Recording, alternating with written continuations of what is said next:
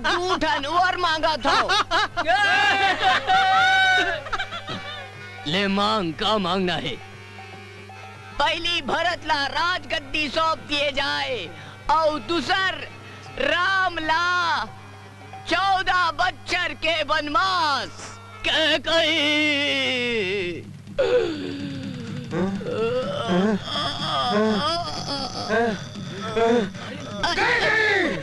आपने मोर बाबा का दिल दुखास। आप तो तोर मुड़ी ला काट के मैं कुटका कुटका करके फेंक दूं। ये तो लगा हो गया बाबा। ये समझा दे ला मैनेजर। बाबा तो ला का हो गया? मैनेजर कुछ नहीं हो सके बाबा। मैं हो ना, समझा ला। मैं हो ना बाबा। जब भी आते ना गड़बड़ करते ही। अरे नंदू मोर बाप समझो काबर नहीं। अभी तोर पाठ नहीं है, तोर पाठ बाद में है। तेजा गांव के एक चक्कर लगा के आ जा बेटा। हाँ देख महाराज, आज तो ये दुष्ट कैकेला में है छोड़ दे हो। दोबारा मोर बाबा ला ऐसे बोली तो अगर जीभ ला काट के मैं काट कर तू देख नंदू ऐसे झन कर बेटा। देख बैठे।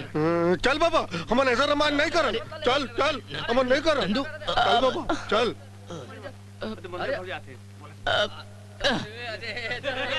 अब कहूँ नंदू रामायण में रही ना तो मैं रामायण में काम नहीं कर रहा हूँ।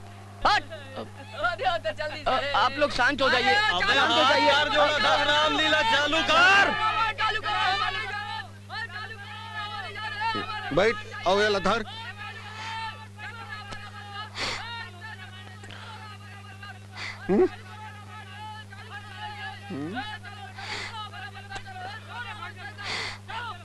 नंदू ते हमेशा रामलीला में गड़बड़ी करथस। पिछले समय लंका जला पूरा स्टेज के पर्दा जला दे रहे। और ये बारी केकई मारवा स्टेज पर पहुंच गए तो हमला हनुमान के रोल काबर देता तो का तोला सीता के रोल देवा।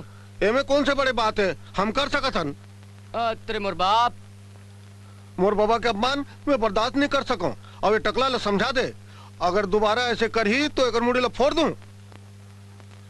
ए बाबा चल जाबो अमन।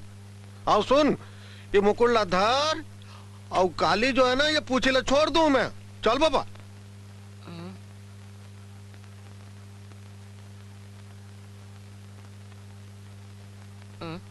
सुन ले मैनेजर, अगर कहूँ फिर नंदू मोर ऐसे अपमान करिस नहीं तो मैं केकई बन के तो